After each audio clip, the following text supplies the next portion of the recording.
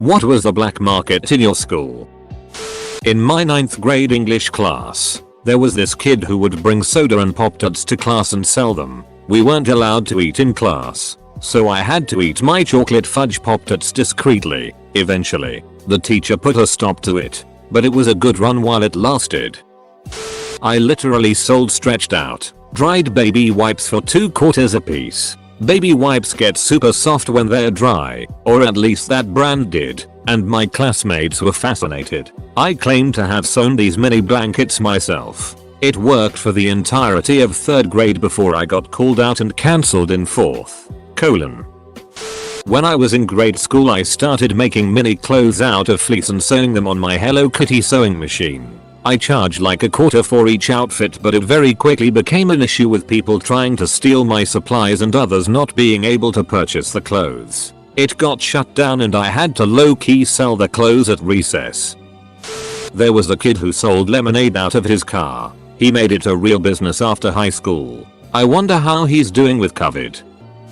Energy drinks in middle school. There were 2 kids who just happened to have parents who owned liquor stores in the town. One kid started taking stuff from their parents' supply and selling it out of his backpack. Other kid caught wind of it and figured he should get into the game too. Honestly, the other kid finding out was the best thing for me because the market adjusted just like it should have. Kid 1 was selling warm Monster energy drinks for $5. New kid came in and sold them for $4. Kid 1 came back with 3.50 and they were like kinda cold lol. Eventually they both got caught and got in trouble, but I took advantage while they were around. Me and my friend had several get rich quick schemes that never paid off. A few that come to mind. We got the idea of breeding my and his dog to get puppies and sell them. So he brought his dog over and we locked them in my room to get the deed going. After about 30 minutes we got talking and realized both our dogs were castrated and males. So we dropped that plan. Second plan was when my older brother got a surround hi-fi stereo in his room. This was 1999, so that was still somewhat uncommon. Me and my buddy charged a fee for people to come and watch movies cinema style at my house. Third, when we found a dildo in the room of my friend's mother we charged a fee for people to come and see his mom's dildo. In high school there was this game fad where people would try to stealth zip tie other people's bags to their desks, shoes together, whatever, so they'd be stuck when the bell rang. One guy sold the heavy duty zip ties and another sold mini scissors for easy escape. I ran it. It was $1 soda cans out of unused lockers. I moved inventory almost weekly and had multiple kids helping me out in exchange for free soda. Made upwards of $3k over 4 years. Almost got caught once because a new student was given a lock I was using. But I managed to move inventory before a teacher found it. This was a huge school. Mind you, I had probably 20-ish lockers. Candy. I swear the only reason kids were nice to me in 9th and 10th grade was because I always had candy in my backpack. Also, in the psych ward, lifesavers. If your parents gave it they'd bring you a bag and you'd get a Dixie cup full of them at break and trade flavors with other kids or share with your friends who didn't have any. Different flavors were worth more.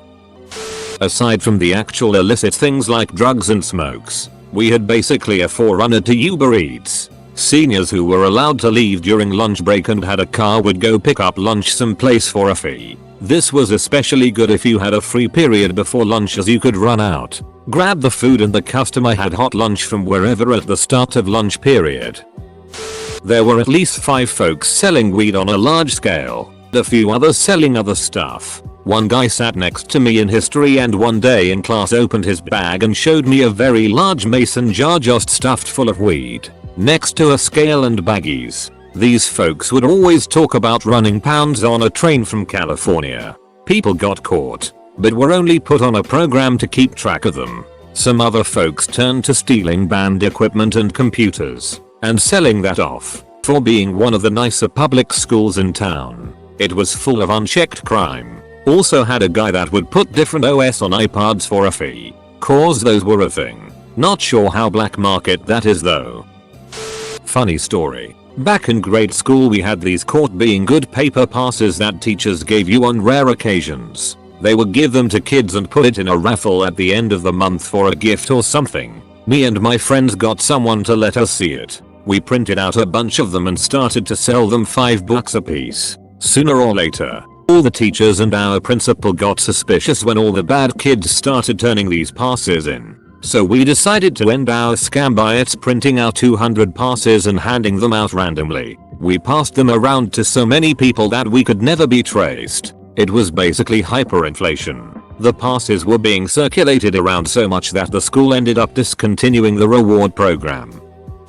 Those big ass round lollipops that come in funky flavors. I used to take a train to school every day and a kid would sell them two for $1. Probably gave him $200 personally over the course of middle school. I like lollipops. Wasn't really a black market, but people would offer a service for things. Not many people liked giving money, so here's how it would go. Dude, can you get me a can of dip and some booze? I will come to your farm or ranch to work for it. Sure, just come and feed the cattle Saturday morning and it's yours. There was a kid who gave away sandwiches for free, but the school stopped him because he was creating a gang culture.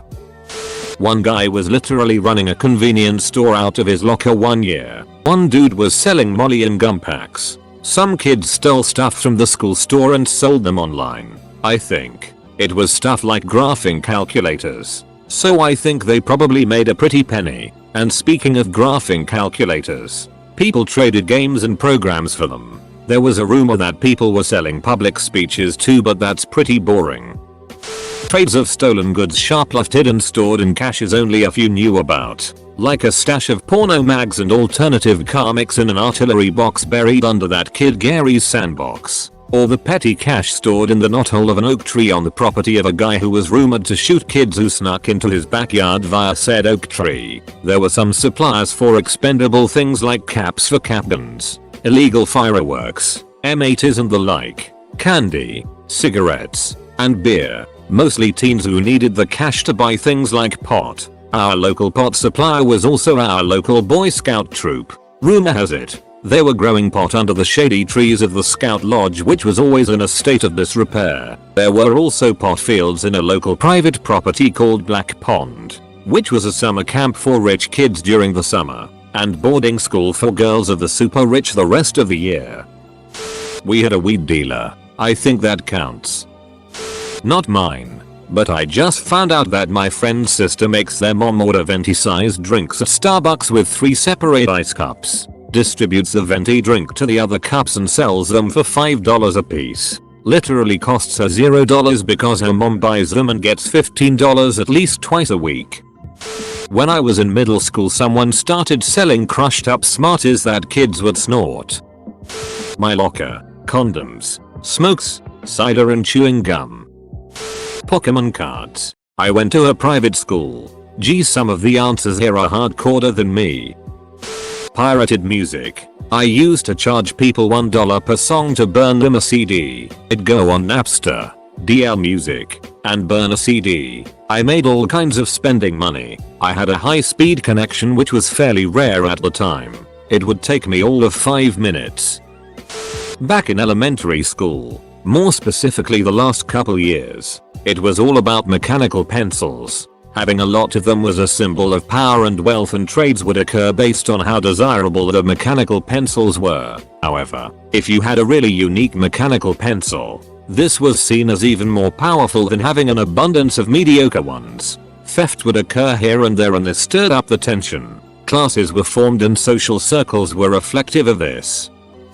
We have this girl that's really sweet and cute and always wears pastel colors. She's so unassuming and innocent looking that none of our teachers will ever know she sells pot muffins with edible Hello Kitty stickers on them. I think it was 5th grade and everyone started bringing in these homemade cinnamon toothpicks, usually in an old prescription bottle. I bet that wouldn't go over well today. Everyone was making them and sucking on them during class. Who had the best? etc. It was a fad that came and went. Whoa, I'm surprised how popular this was. When was all this big toothpick activity going on? For me it was late 70s around the Dallas area.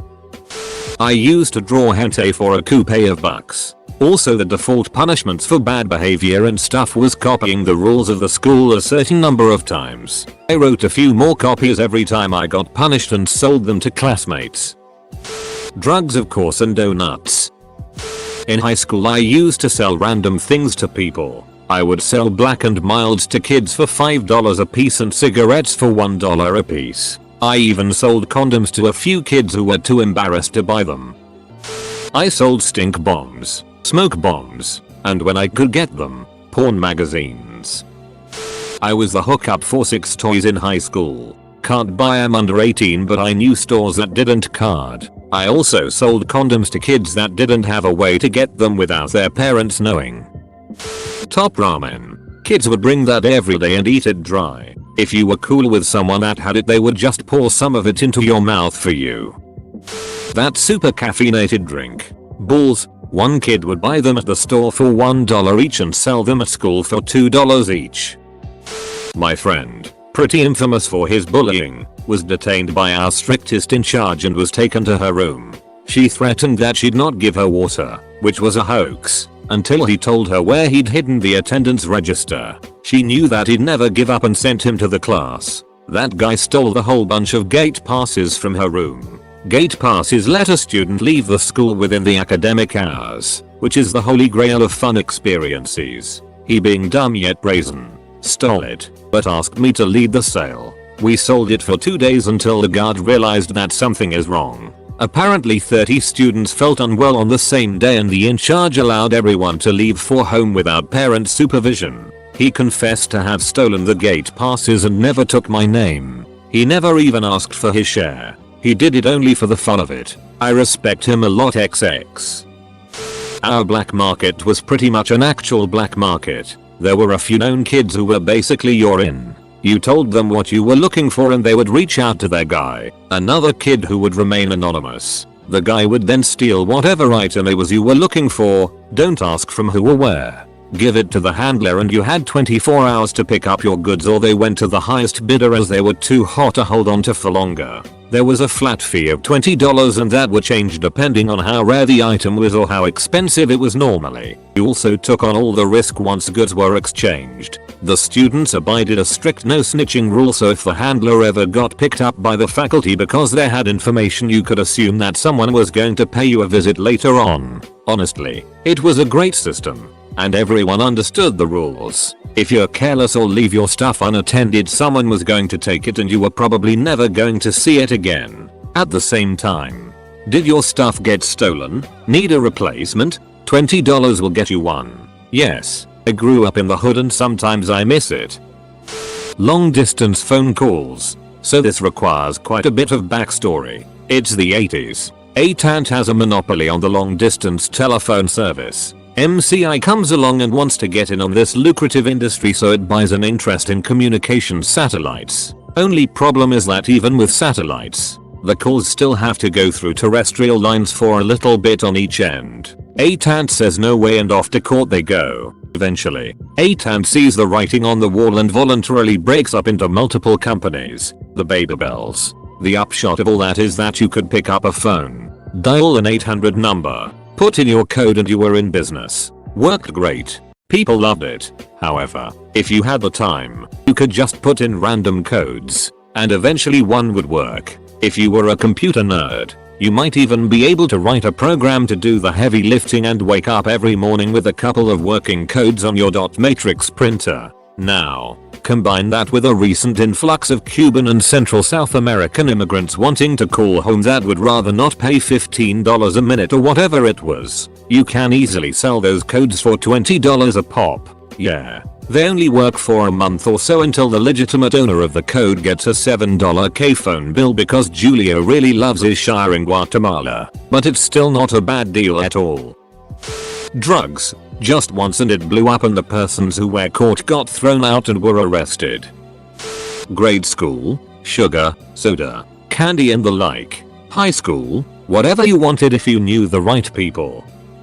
I was very good at forging signatures.